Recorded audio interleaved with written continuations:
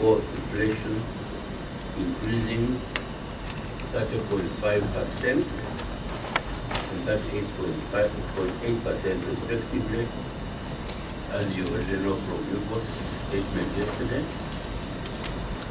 from 28.3% and 27.5% in September.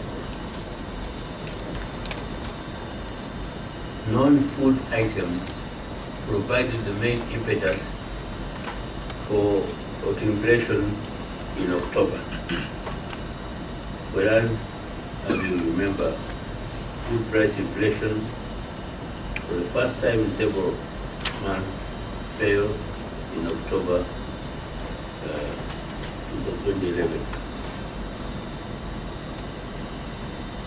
Annual non-food inflation rose 23.8%, mainly as a result of the exchange rate depreciation which has taken place over the last 12 months. However, monthly headline and core inflation rates of 1.3% and 1.1% respectively in October were the lowest monthly increases since June, indicating that the surge in inflation which began at the end of 2010 may be starting to abate.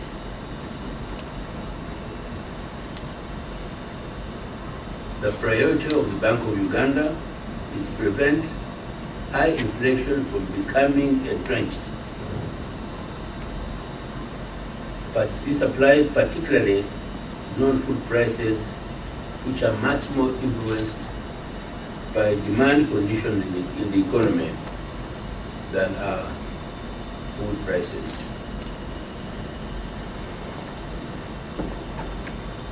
It is necessary to cool the growth of aggregate demand in the economy if inflation is to be brought down over the next 12 to 18 months. The principal monetary policy tool available to the central bank is the central bank rate, which was raised by 400 basis points, 20% in October 2011. The increase in the CBR in October has already had positive results in that it has helped attract foreign capital inflows, which contributed to a strengthening of the exchange rate against the US dollar in the second half of October. This exchange rate appreciation will dampen inflationary pressures, especially for imported goods. Nevertheless, bank credit growth remains very strong. In the year to September, commercial bank lending to the private sector expanded by nearly 47%. This rapid rate of credit expansion is contributing to demand pressures in the economy. Hence, a deceleration of credit growth is necessary to help cool inflationary pressures. To strengthen incentives for a reduction of bank credit growth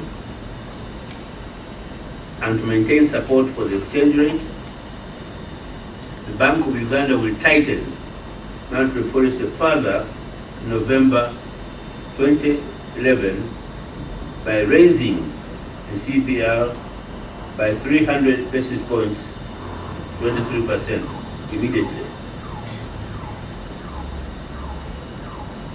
The band around the CBR will remain at plus or minus 400 basis points.